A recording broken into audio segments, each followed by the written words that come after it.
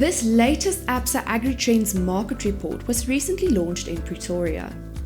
Dr. Marlene Louw, senior economist of Absa AgriBusiness, said politics and the geopolitical landscape were some of the major global drivers of uncertainty as 64 countries were holding national elections in 2024.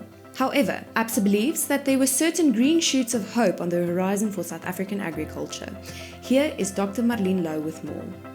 So I think the challenges that are top of mind at the moment is obviously the dryness and the heat that we've been experiencing over the last couple of weeks and how that has been impacting yield. So if we look at what prices has been doing over the last couple of weeks, it does seem that the market is pricing in for us to import white maize. So prices currently trading at around 5,200 Rand a tonne.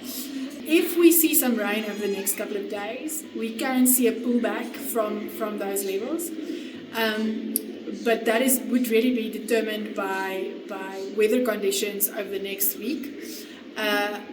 If we take a longer term perspective, maybe over the next couple of months, prices could see some pressure as global prices are trending down.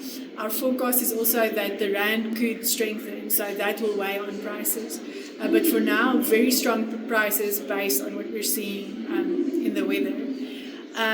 Despite that, I think we're very positive about agri in general. So if we look at some of the green shoots appearing in industries that have experienced challenges over the last couple of seasons, we see livestock really starting to perform well as our exports are starting to move to Middle Eastern destinations such as Saudi.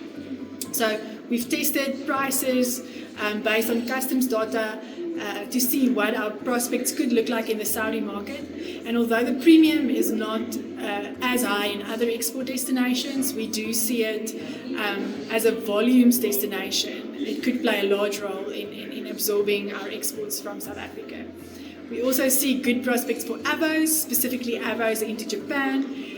Japan is a mature market in terms of avo consumption, and the access to that market over the short term could really serve to support prices as we diversify away from Europe.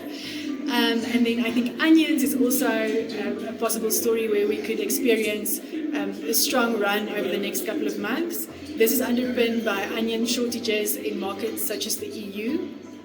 They've traditionally relied on Egypt and China to supply that shortfall. But given the dynamics in the Suez Canal, we see that there might be some supply shortages where we could fill the gap, and that could support prices.